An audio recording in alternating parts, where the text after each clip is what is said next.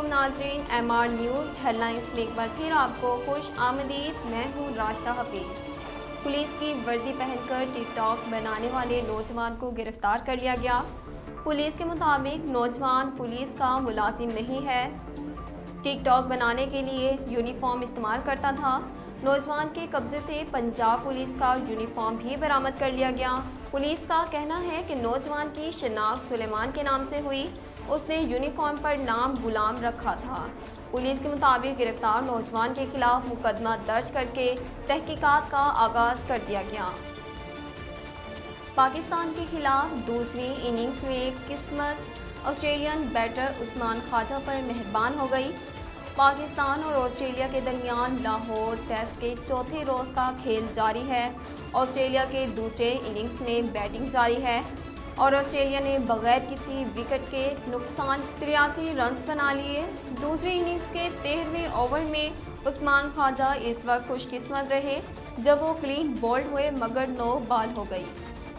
وزیراعظم عمران خان نے قوم سے اپیل کی ہے کہ 27 مارچ کو پوری قوم باہر نکلے تاکہ آئندہ کوئی بھی ہارس ٹریڈنگ کی جرات نہ کر سکے۔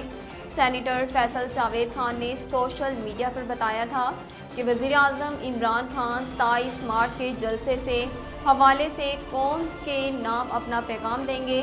اب وزیراعظم عمران خان نے قوم کے نام مختصر پیغام جاری کیا جس میں ان کا کہنا تھا، قرآن پاک میں اللہ تعالیٰ مسلمانوں کو کہتے ہیں کہ تم نے اچھائی کے ساتھ اور برائی کے خلاف کھڑے ہونا ہے۔ وفاقی وزیر علی زیدی نے تصدیق کی ہے کہ انہوں نے براڈ شیٹ کے سی ای او سے موصول ہونے والی معلومات کو متعلقہ حکام تک پہنچایا اور اس معاملے میں ان کا مزید کوئی کردار نہیں تھا۔ ایک خصوصی انٹرویو میں براڈ شیٹ کے سی ای او نے سابق وزیر اعظم نواز شریف پر عائد کرپشن کے تمام الزامات واپس لیتے ہوئے معافی مانگ لی اور کہا کہ انہیں قومی احتساب بیورو کی جانب سے نواز شریف کے خلاف اسکینڈل کا حصہ بننے پر افسوس ہے۔